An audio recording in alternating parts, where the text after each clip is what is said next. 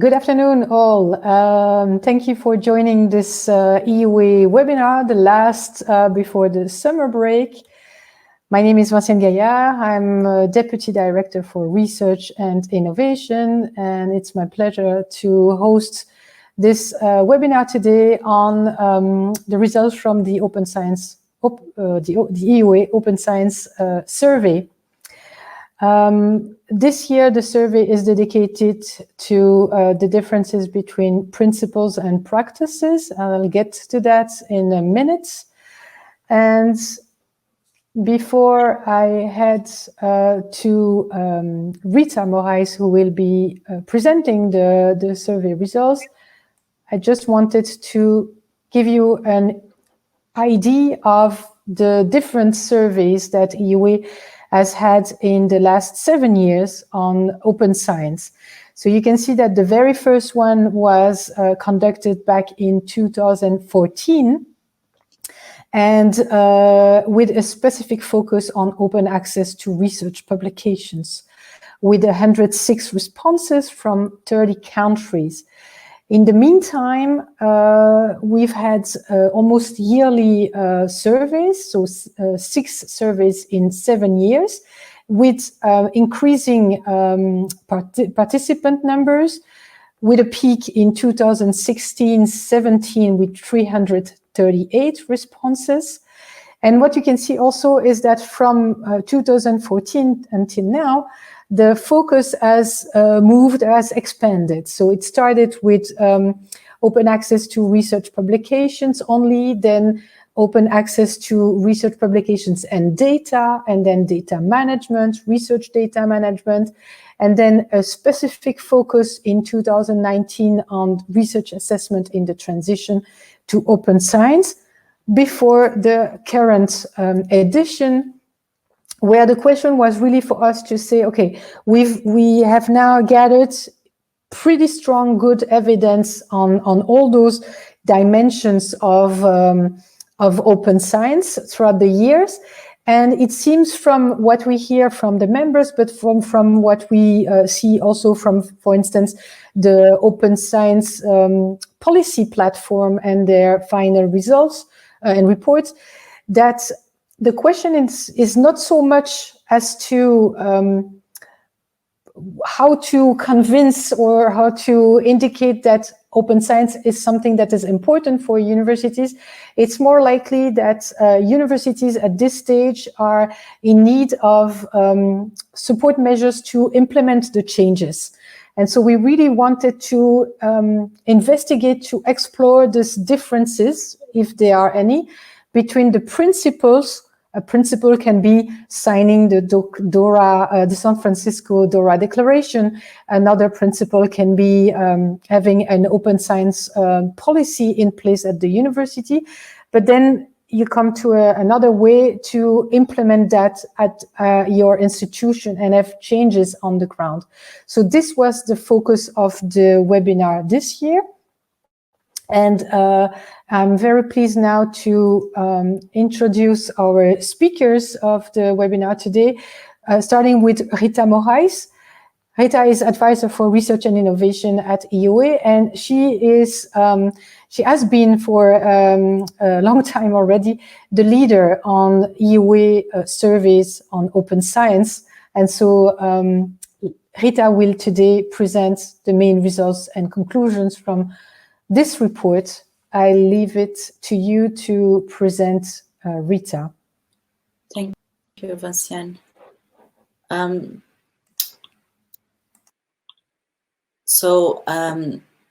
structure for the presentation today, so we will start by showing you the participation rates over the years.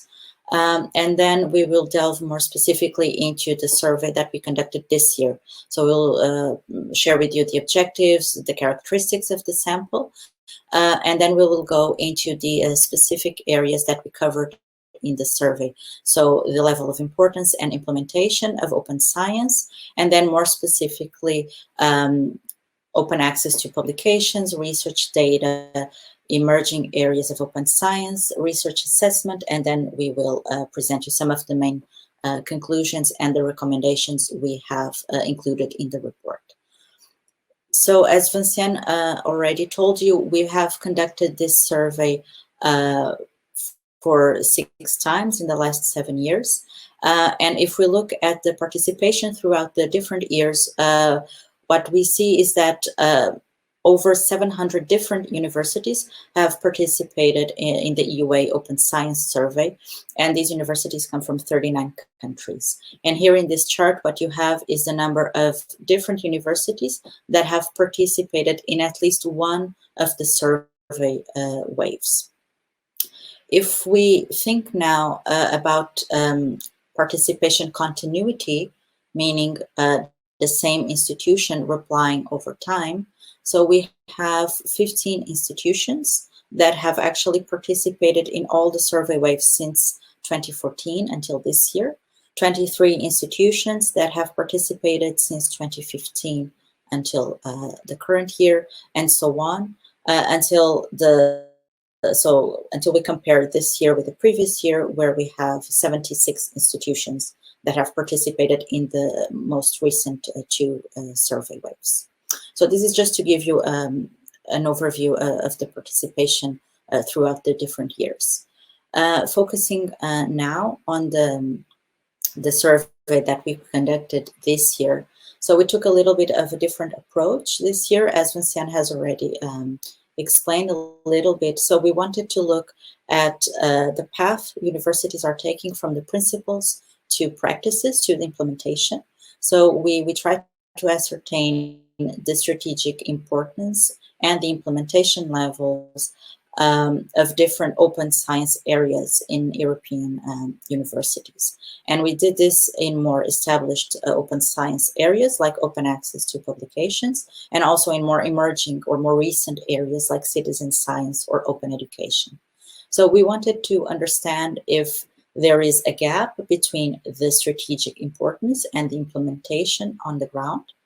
And if there is such a gap, if it's bigger in some areas rather than in others.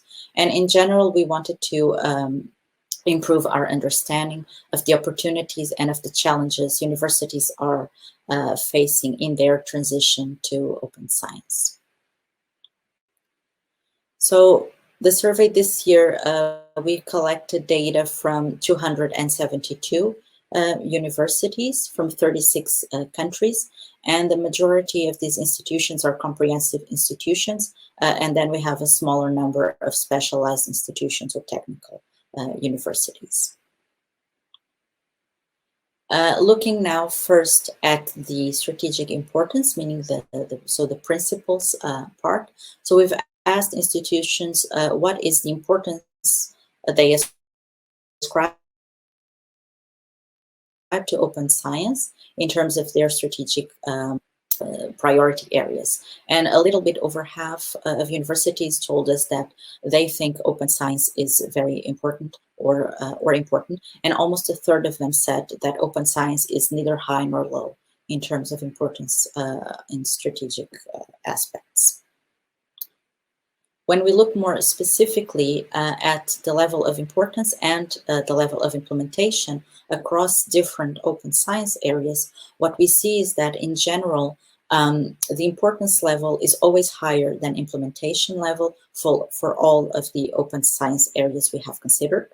And then for some areas, for example, open access to publications or science outreach and communication in open science, the importance level is very high, and the implementation level, although a little bit lower, is still very high. If you look now at the right-hand side of the chart, what we can see is that for the data-related areas, so fair data, data sharing, research data management, universities ascribe a high level of importance to these areas, but the implementation is lagging behind. So the gap is bigger in these areas between importance and implementation.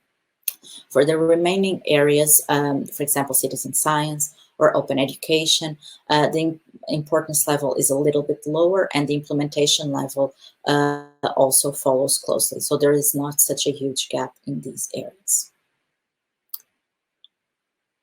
Focusing now more on the practices at institutional level, So we've asked universities whether they have an open science policy. Or a little bit over half of the sample said that yes, they have a policy, and 37% don't have a policy yet, but they are working on developing one. Focusing now specifically on open access to research publications, we've asked institutions if they had specific targets that they wanted to attain in terms of open access to publications, and if they had monitoring mechanisms in this area.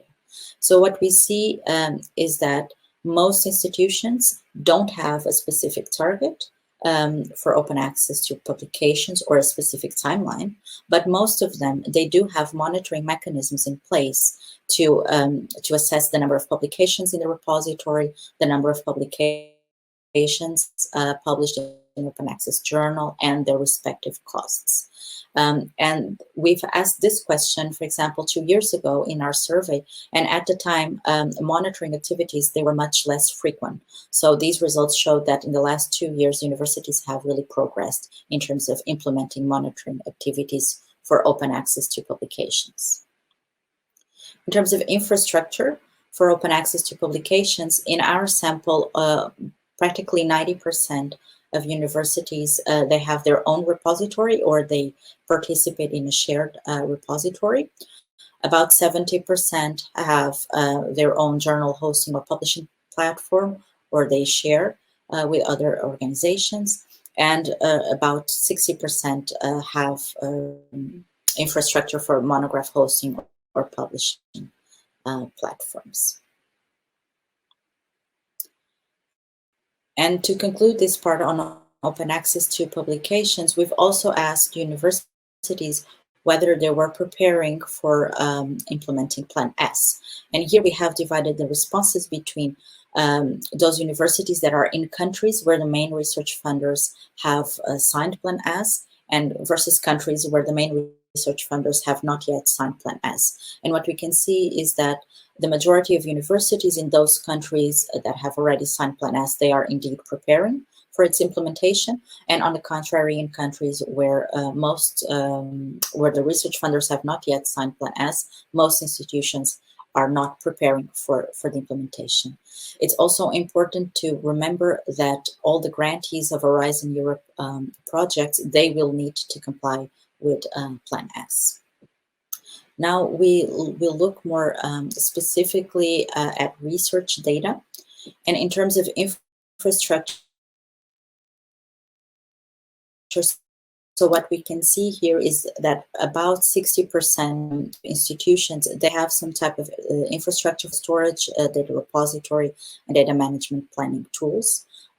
These numbers are not so high as for open access to publications, as we've seen before, but research data is also, so the guidelines and all the recommendations and policies on data are also more recent. So this shows that universities are also trying to adapt to this new reality.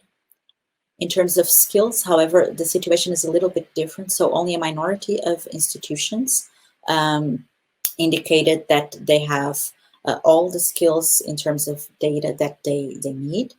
Most institutions, they say that they have some skills, but they need still more data-related skills at institutional level. So for the researchers and for technical staff too.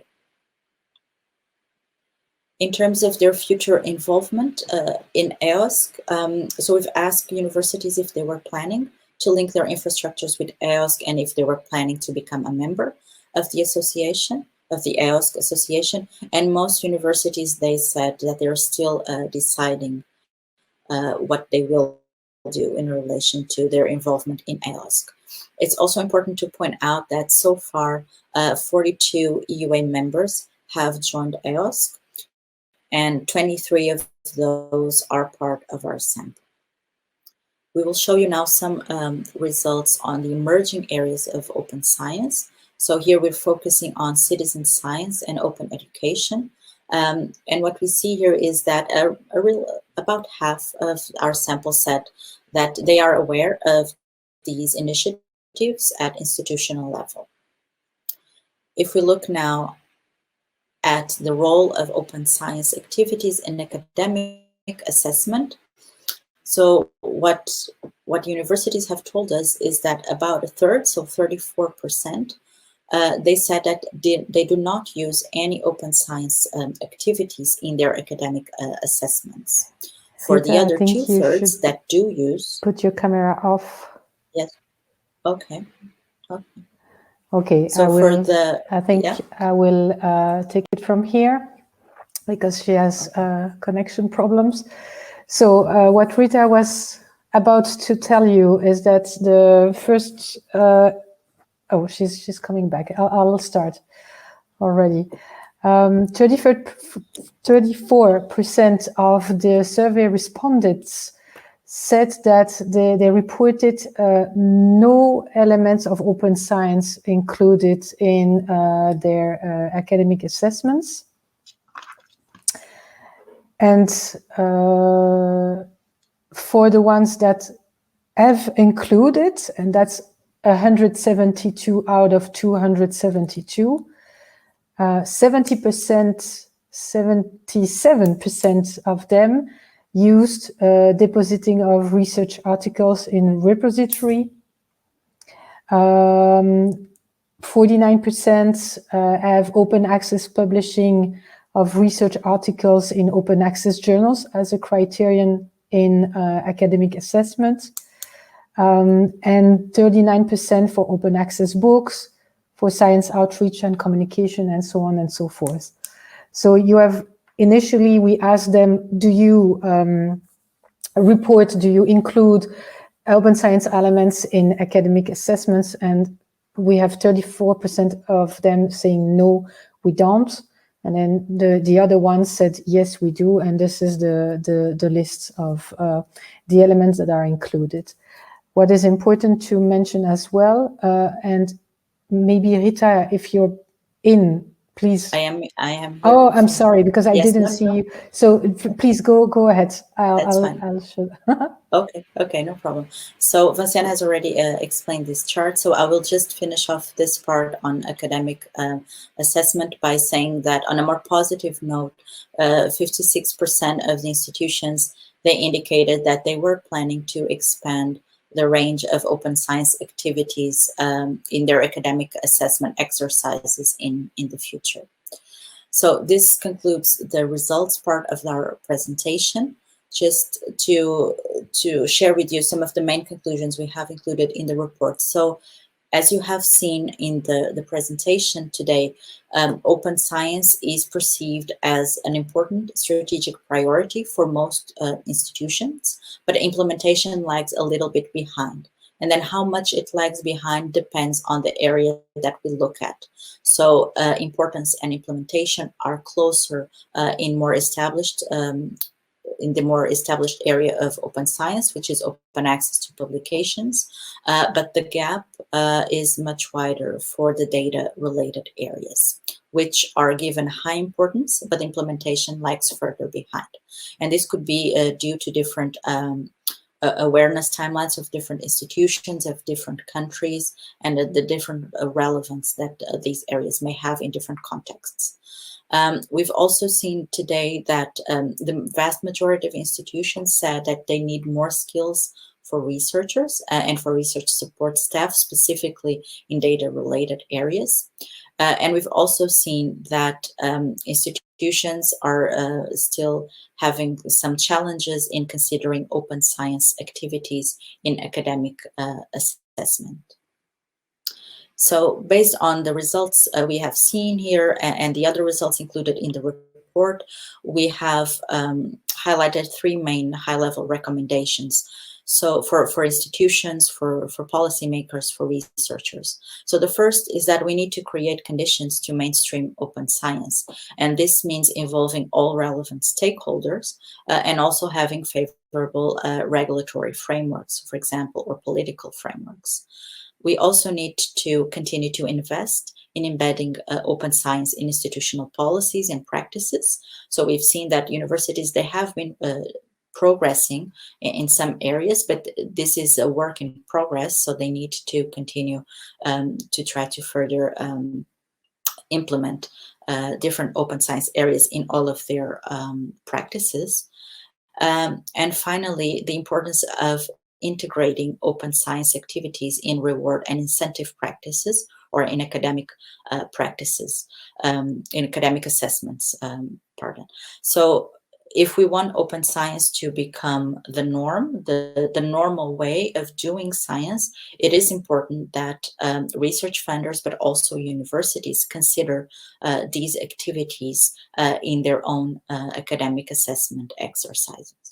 So I will end the presentation now, and I will just, to finalize, tell you that you have seen that the report is published on the EUA website, and the full anonymized data set is also available for anyone who wants to download it in Zenodo, and you have here the link if you would like to check it. So thank you, and I will now pass to Vinciane. Thank you very much, Rita, and apologies for this. It seems that the connection on my side was not super. Thank you very much for the presentation. Now I would like to ask Jean-Pierre Finance to come to the stage. So, as I said earlier on, after this presentation, now we would like to discuss the main results with members of the EUA expert group on Science 2.0 and Open Science.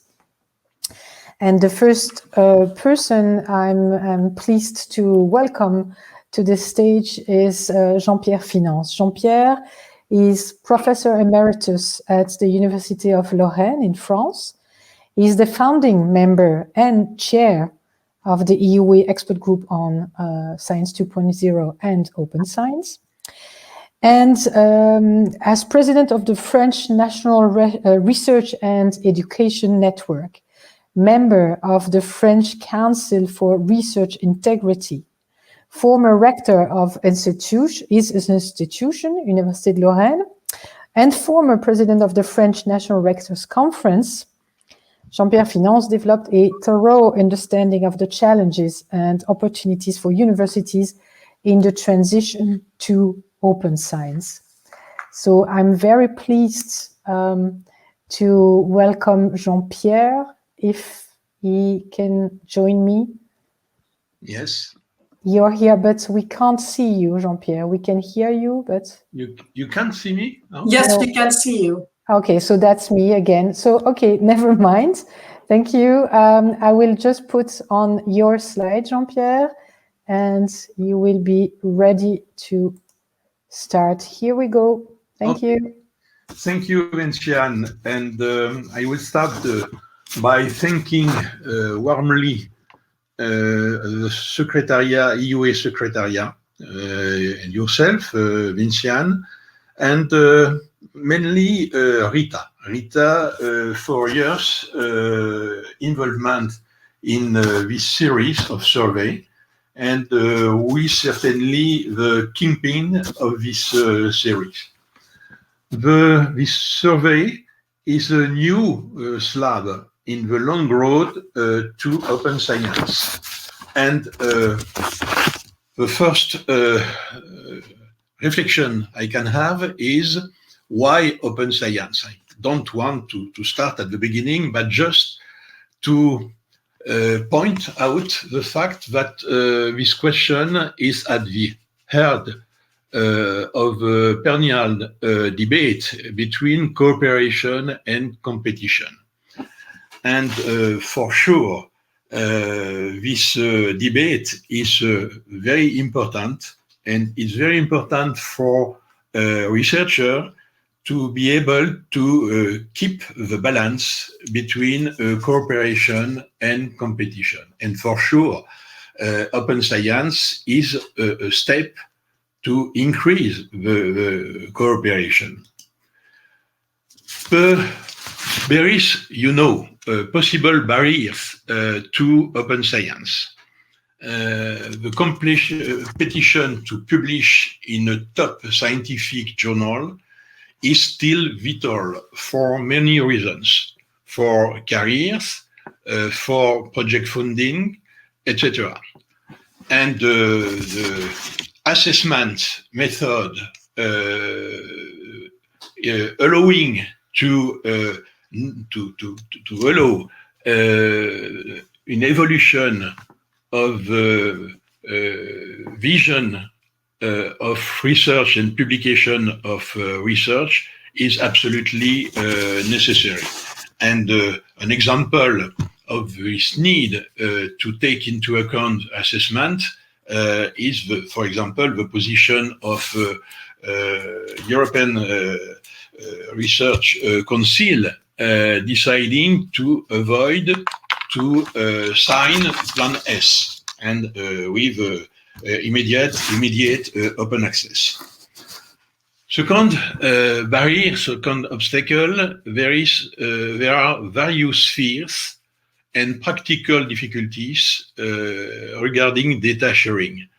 And for sure, the need to monitor the evolution of open research data and to share good practice at the cost, human skills, infrastructure, compliance with FAIR principle is still very important.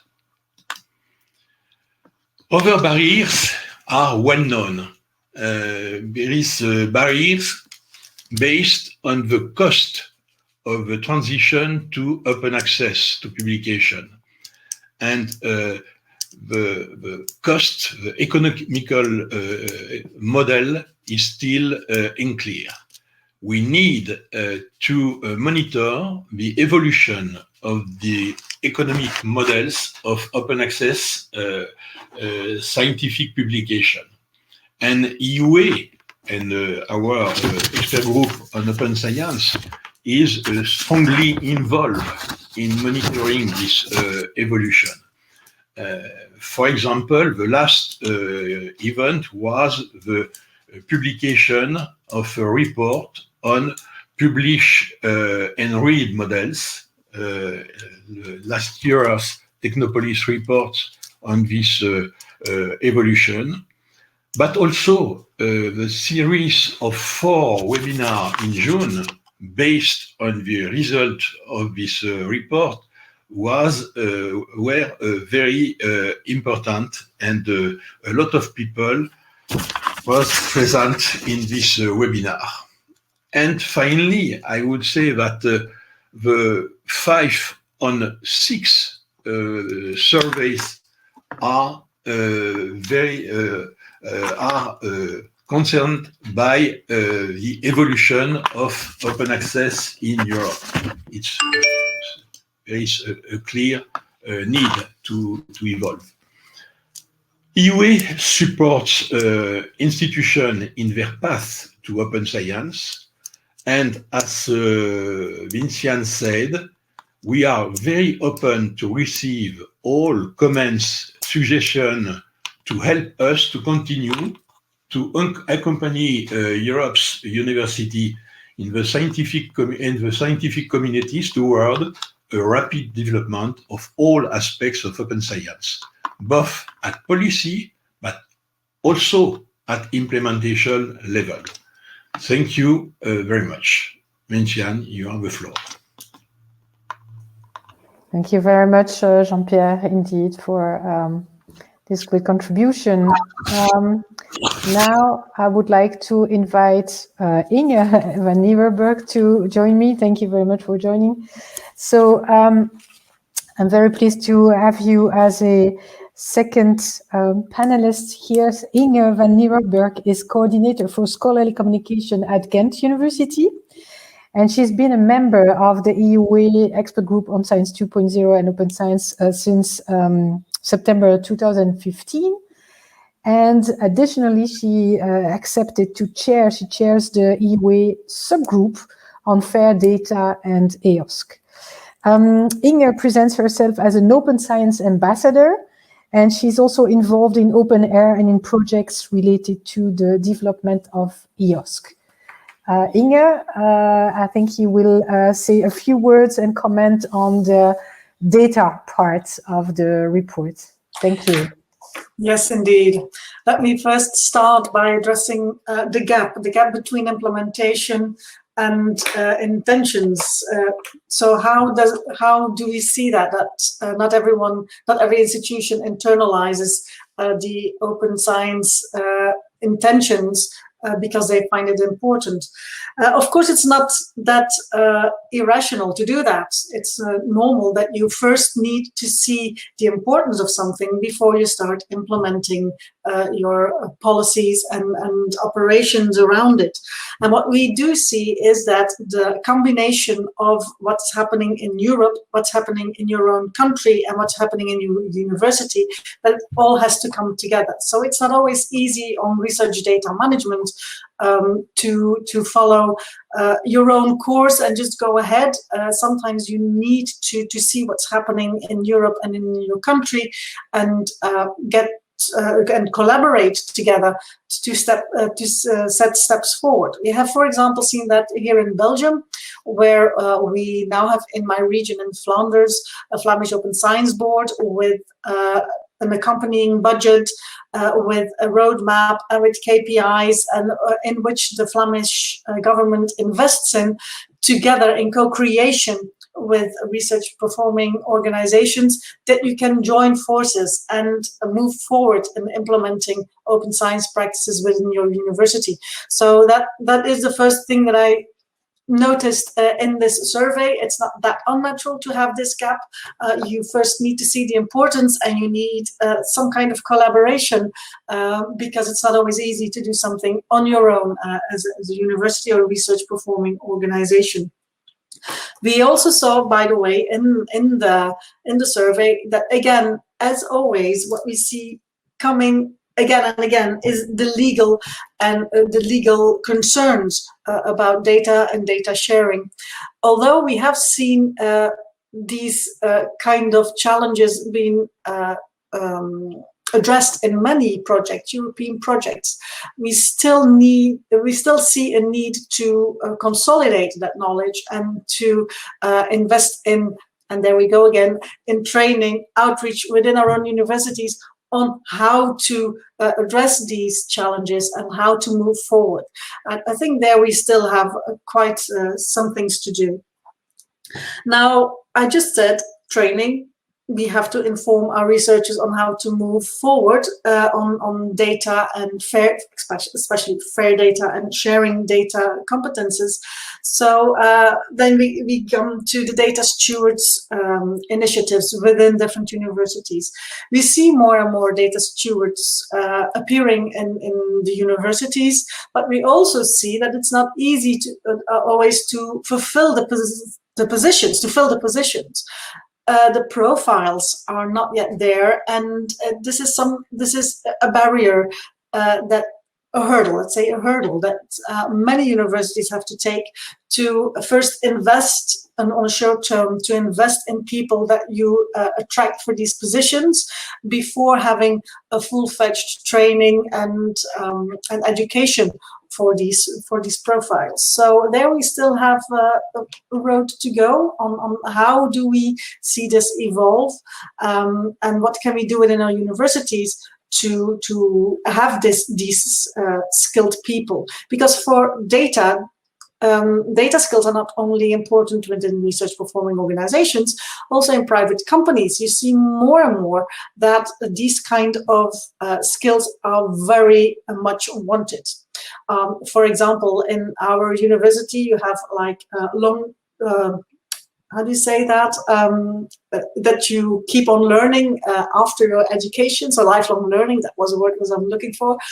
We have some of these courses around big data, for example. Okay, big data, that's a lot of data, but it's aimed at people working in companies to deal with data, and in some areas there is much experience. There's much of experience to do that, and in others there's less. So here still we can quite do a lot. And on maybe a final comment at this moment is that we need to see more practices, cases of best practices, of good practices. I'm not going to call it best practices. Let's go and call it good practices.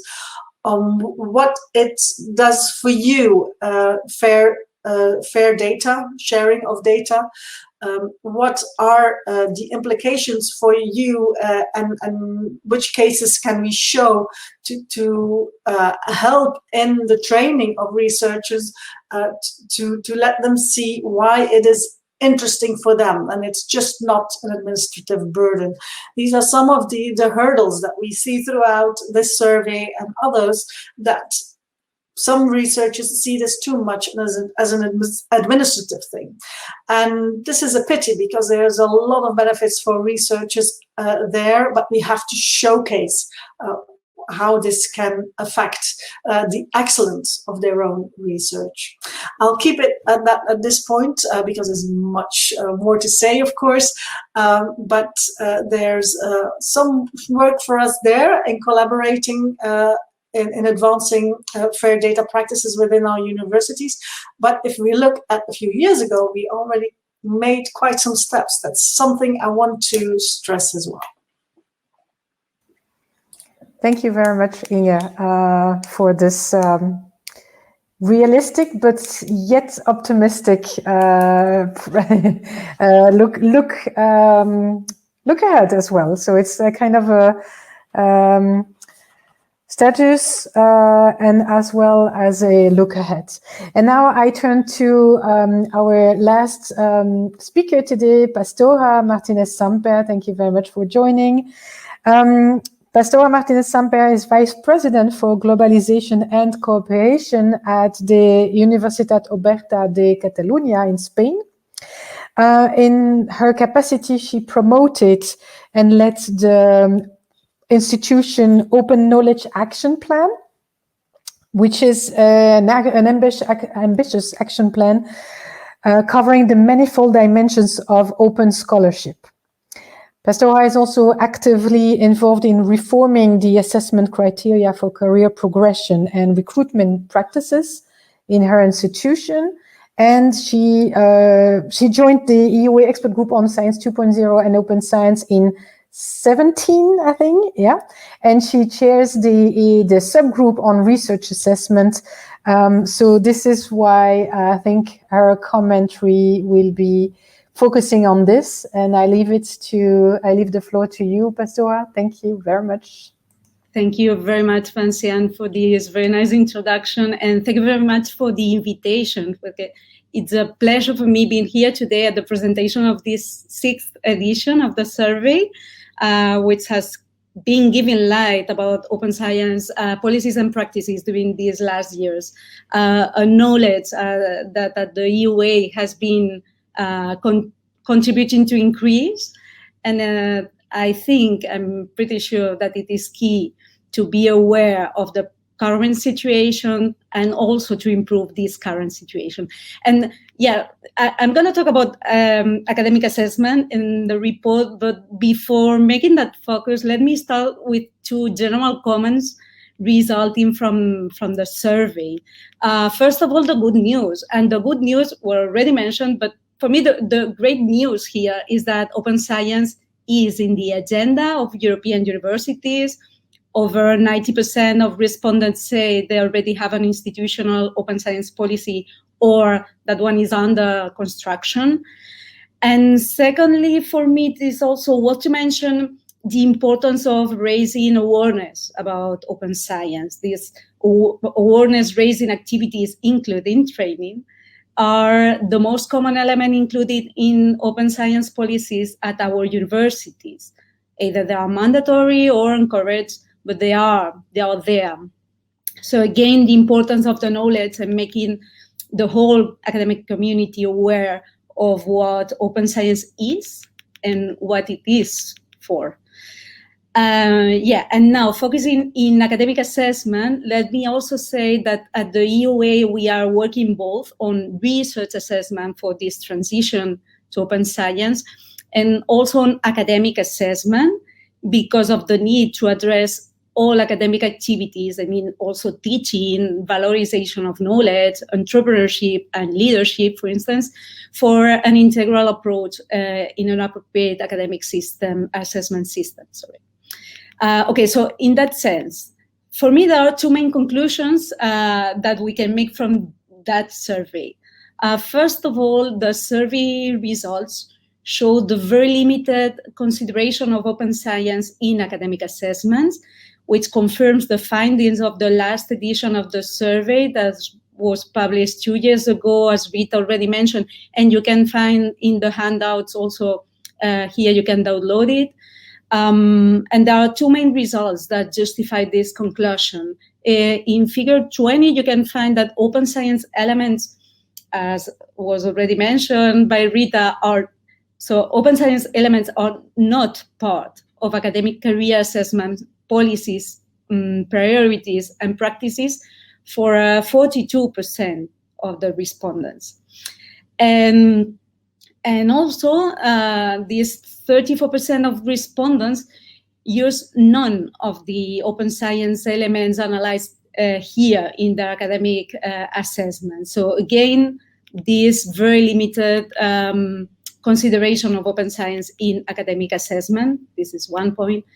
The other is another important result, that is that just over half of the institution survey reported planning to expand the open science element used in future academic assessment, although about a third did not know if this would be the case. So these results are pretty much related with the barriers for making open science a reality. And in fact, for European universities that answered the survey, the main obstacle for a transition to open science at an institutional level is the absence of incentives to promote these open science activities. And in fact, and it was also mentioned by Inge previously, there's a sort of linear correspondence between the importance and implementation of open science areas within institutions and the chronology of the specific policies, guidelines, and incentives established first by the European Commission and then by the national funders.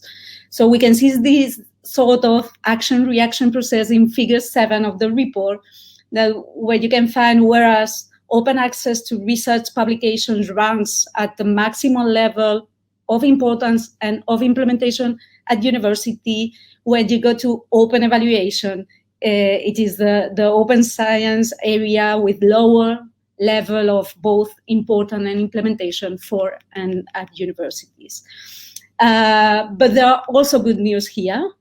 The good news are that the debate for open science policies related to research assessment at European level is now open. The new European research area published in last September, mandates for incentivizing open science practices by improving the research assessment system. And this is one of the 14 specific actions of this new EUA. And I think another good news that we can find in this report is that this top-down action by the Commission added to the fact that the implementation of open science policies is led by the institutional level on the vast majority of universities. This is a great opportunity to push for changes in the assessment policies and procedures. I think these are the main points. I will leave it here for the moment, just remembering one of the 3 recommendations of this report, that it's fully integrate open science in reward and incentives, and concluding that part saying that academic assessment is the enabler for an open knowledge community, and joint effort is therefore needed in that direction. And as Jean-Pierre already mentioned at the EUA, we know that, and we are decided to continue to work on that direction, both on academic assessment, also on research assessment, and we are very open to your contribution. So thank you very much for your attention, and Vinciane, all yours. Thank you very much, Pastora. So now I will ask Jean-Pierre and Inge also to turn on their cameras and microphones, and we will have a few minutes to discuss and address some questions from the audience. So first thing I wanted to mention and to highlight, you mentioned that already, Pastora, but to the audience, you see in the handouts that the report is there, the report this year, but then you have also the 2019 report on research assessment in the transition towards open science. And then we also put a link to 2 workshops and webinars that have been organized by EUA, one in collaboration with Open Air. One is on citizen science, and the other one is on universities and the EOSC. So you may be interested in those activities and reports by EUA. Okay. Something else that I wanted to mention to all of you as well is, of course, the reports, the results from the report are way more extended than what we had the time, what Rita had the time to present today. So that was just, let's say, a snapshot, but the full results are available, as I said, in this handout. And now it's time to ask some questions. I see that some of you already have replied to some questions already. Yeah, this is what I can see. So there was a question on the Dutch initiative that you mentioned, Inge, but you answered the Flemish, yes, the Belgian Flemish, sorry about that, initiative you mentioned about the board, Open Science Board, and KPIs and so on.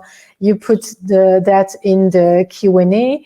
There were other questions as to the questions, the survey questions, but Rita took them as well. So I think I'll just go to a question we had prepared for you. It's a question to all of you. The survey results indicate that they indicate an overall limited availability of the skills to support the transition to open science. So it can be the skills for researchers, the skills for the research support staff. And we see that, well, if we had to address the level of proficiency, it's the needs are higher for researchers than for research support staff, which is a bit what you were mentioning, Inge, in terms of the hurdles, for instance, for data stewardship, for instance. And this estimated level of proficiency is also depending on the level of skills, the level of the genericity. I don't know if that word exists, but how generic those skills are, if they are transversal or if they're very specific, very technical. What is clear is that irrespective to their availability at an institution, there was a clear consensus from the respondents that those skills are very much needed. And so a question to all of you is, where do you think the universities should put their efforts in increasing those skills within their workforce? That could be like the academic staff, but also the research support staff. Could be via initial training, could be upskilling, reskilling. What are your views on this? Just maybe if I can, just a generic answer. We have into university the same question in all institutions around the world. Due to the evolution of the technology, the evolution of the digital world, and the need to introduce, which is not clear, not obvious, not habit for a researcher, which is to go into a lifelong learning, training, using new technology. And I think it is certainly very, very important to have this need in mind at the head of institution. Thank you, Jean-Pierre. I don't know if you want to... Yes, maybe I can say just a few words. I stress the importance of data steward teams, but as said, they are not big enough to cover the whole organization in most organizations. So you need to have a train-the-trainer program so that you make sure that some people within faculties, within departments know the skills and know the way how to give the knowledge to their fellow peers and the fellow researchers in their department. That's one thing. But what we also invest in, and we're doing that in several projects as well, actually, is a kind of ambassadorship. So people within your university that are in favor of open science practices, and that can, and those people can give a more disciplinary view on how to approach this within your own discipline, because that's also a difficulty. How there are so diverse number of tools, of practices within disciplines, and to really get it embedded there, you need that knowledge. And then, for example, ambassadors can be an interesting program and an interesting initiative to use. And yeah, and if I may add, I'm always stressed that need of raising awareness of what open science is, because we cannot assume that everybody knows what open science is right now. And I think this is also very, very important and pretty much linked to training and specific skills. So in that sense, when you say, where do we have to put the efforts? I don't know, maybe I think any university is different but I think we should make a mix between these very specific skills to give the support to the research team all together with raising this awareness about open science and the need to make this transition happen. Thank you. I have a question now from the audience that I think would be perfect for Jean-Pierre. So it's about the importance of Science 2.0, and that is part of the name of the expert group, Open Science, Science 2.0 and Open Science. And so I quote, "With our long experience in training researchers on open science, we have learned that if we don't bring awareness and training in Science 2.0, implementation of open science doesn't occur, seeing that lots of open science practices are linked to digital tools. So why not push more in front the Science 2.0 topic?" Yes, but it is more or less the same answer before. I think the world is rapidly moving, and the university world is rapidly moving. And we are in an evolution, rapid evolution of the practice of research. And we have to find the right place from a digital application, the digital simulation, etc., into the practice of researcher. And I think we are certainly, through open science, through open access, sharing data, etc., a new ways to organize research, to practice research. And maybe we can see Science 2.0 as a step toward a new organization and new types of practice of research. Thank you, Jean-Pierre. So I see there is a question also on the future of traditional, that means non-open access journals, and their role in the open access movement. I would suggest, so it's a question from Dimitri Korpakis. Thank you very much for the question. the thing is that I'm very aware of the time. We have 5 minutes left. What I would suggest is you can go to the webinar series that we organized on the future of scholarly publishing. It was a series of 4 webinars. You can find this. Maybe I can put it in the chat for you so that you can watch them, and I'm sure that you would get ideas related to that question in that webinar series. And now, again, I'm being aware of time. I will ask you to conclude. So each of you, I would like you to tell me what would be the areas of activities that you think will become a priority for EUA in the coming years, based on what we know from the survey result, but what we know from the open science movement in general. So if you can, like each of you, have a short, let's say, closing statement on what's next, that would be great. Inge, you can start if you will. Okay, I'll focus on the data part and the EOSC part. Let me just say that EUA has a role to play in what's happening in EOSC, because as we have seen in the survey, there are many organizations doubting whether to link to EOSC, first of all, and secondly, to be part of the EOSC association, yes or no.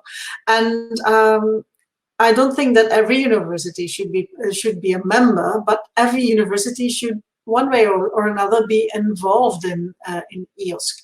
And EUA can be a liaison there, just to show what is happening in EOSC, what is the influence on your university, how can you approach that, what are the benefits, and things like these. This is just one. There are many things to do, of course, for EUA, but that would be especially one that I would point out. Thank you. I suggest that we turn now to Pastora, and then Jean-Pierre will have the final word. Okay. Thank you, Vinciane.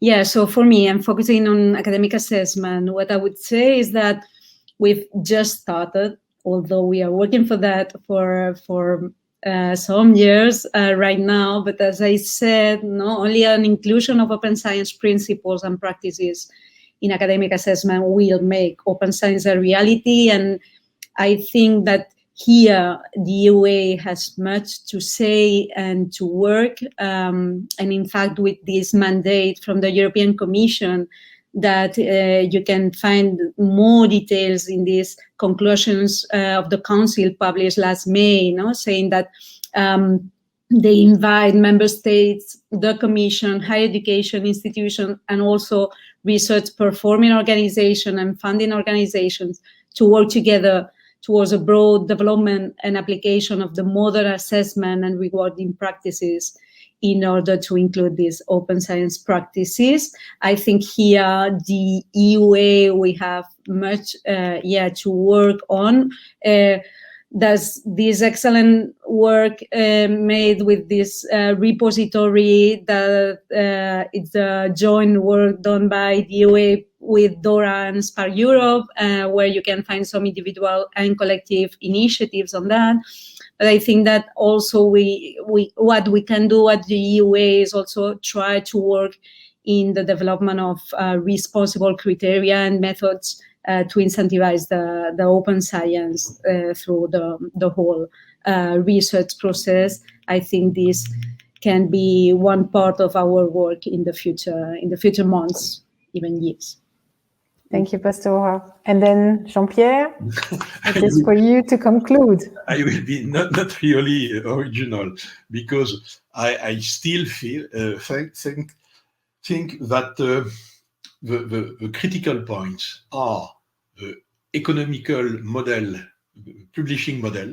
It is still a very hard question, and we need to go further, because in some countries there is long debates on this model. Research data, research assessment for sure, and we didn't have the time to talk about that, citizen science, which is the openness of science toward the whole society. And the last example with COVID show clearly that we need to be more clear in our discourse toward the society. And we need to work on this direction. Thank you. Thank you very much, Jean-Pierre. So it's time for me now to close, and I will directly go to the final slides. To close this webinar, the first thing I would like to say is, here it is. Yeah. So it's to thank warmly our panelists, Rita, the presenter, and the panelists for having, well, first of all, as the other members of the expert group Open Science, EUA Expert Group on Science 2.0 and Open Science, that they have provided comments and they have steered the preparation of the survey results, the reports. So that was the first part of their contribution, and then they accepted our invitation to comment and discuss those results today. So thank you very much for that. As I mentioned, we are very grateful to the members of the EUA Expert Group on Science 2.0 and Open Science who have helped us preparing, designing the survey, and then analyzing and interpreting the results. So this is very much valued as a help. And then, of course, I should thank Rita, because after all, if we have we had a survey and we had a report, that was all thanks to Rita. So that is very much, yeah, I had to say it. And then I would like to thank the persons you don't see or you haven't seen today. So we have Aurélie Clenet from the EUA events team, and our director for research and innovation, Stefan Bergmans, who helped with the dealing with the questions and so on behind the scenes. So thank you very much, all of you. I hope this webinar was useful. Please, again, don't forget to look at the handouts. You can have all those information, all this information also on the EUA website. And last but not least, you have here on the slide the list of coming events. Some, like many of them, the majority of them are still online, but you can see that there is one that is possibly on site in a few months. So fingers crossed. In the meantime, I wish you a very good afternoon and a great summer break. Thank you all. Bye-bye. Thank you, Vincian. Bye. Goodbye. Thank you.